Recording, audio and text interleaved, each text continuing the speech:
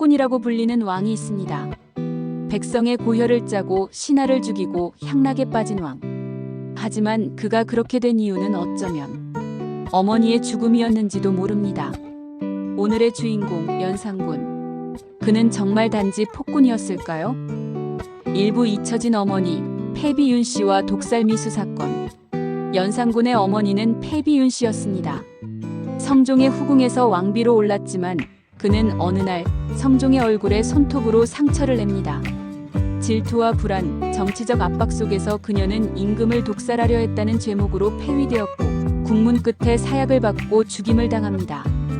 이것이 바로 독살미수 사건입니다. 하지만 어린 연산군은 어머니가 누구인지조차 모른 채 자라죠. 이부 진실을 알게 된 왕자, 그리고 갑자사화. 즉위 후 몇 해가 지나 궁중 암투 속에서 어머니 윤 씨의 죽음을 알게 된 연산군. 충격은 곧 분노로 바뀌고 왕은 복수를 결심합니다. 연산 10년 1504년 그는 자신의 어머니를 죽게 한 대신들과 관련자들을 대대적으로 숙청합니다. 이것이 바로 갑자사화. 영의정 임사홍이 중심이 되어 수많은 신하, 왕족, 사대부가 처형되거나 유배당했습니다. 백성의 삶은 무너지고 조정은 공포정치로 물듭니다. 삼부 폭군의 삶. 하지만 예술의 후원자. 의외로 연산군은 예술을 사랑했습니다. 그는 조선 초기 음악사와 연희문화를 꽃피운 왕이었습니다. 궁중악을 정비하고 악학괴범과 같은 음악 이론을 재정비하며 궁중의 노래, 춤, 연극까지 폭넓게 장려했죠. 이 시기 궁중 연희는 단지 왕의 향락을 넘어 문화 콘텐츠로 성장했습니다. 하지만 이 모든 게 왕의 사치로 치부되며 결국 백성의 분노를 사고 맙니다. 사부밀고와 고문의 나라, 금부도사의 공포. 연산군은 비판을 용납하지 않았습니다. 그는 사헌부, 사간원, 홍문관 등 언론 기능을 가진 기관들을 무력화시켰고 정치 탄압의 핵심 기관으로 금부도사를 활용했습니다. 금부도사는 중죄인을 공문하는 최고 기관의 실무자. 연산군은 금부도사에게 절대 권력을 줘 반대자들을 밀고와 고문으로 처벌했습니다. 불만을 말한 시인, 학자, 백성까지 왕을 비방했다는 이유로 차명에 처해졌죠. 이쯤 되면 공포의 시대입니다.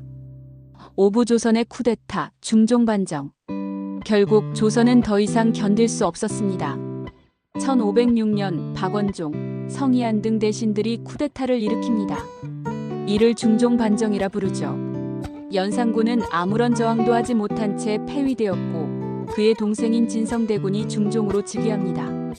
연산군은 경기도 강화도로 유배되었고 그곳에서 쓸쓸히 생을 마감했습니다. 그는 왕이 아닌 패주로 역사에 남았습니다. 육부군은 정말 폭군이었을까?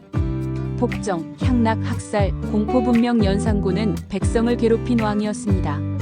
하지만 그의 내면을 들여다보면 어머니의 죽음을 정치적 도구로 알게 된 아들, 그리고 그 트라우마 속에서 인간성을 잃어버린 한 외로운 인간이 보입니다. 그는 정치적 상처를 복수로 되갚으려 했고 그 복수는 나라 전체를 파괴했습니다. 7부 시사점. 공감 없는 권력은 언제나 폭력이 된다. 권력을 가진 자가 외롭고 상처받았을 때 그가 공감받지 못하면 그 고통은 사회 전체로 번지게 됩니다.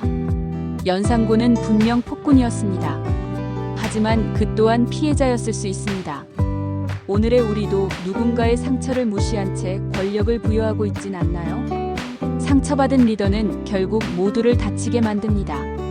왕이기 전의 아들이었던 남자 연산군의 비극은 오늘의 우리에게 말합니다. 공감 없는 정치가 어떤 결말을 불러오는지를. 타임키퍼였습니다.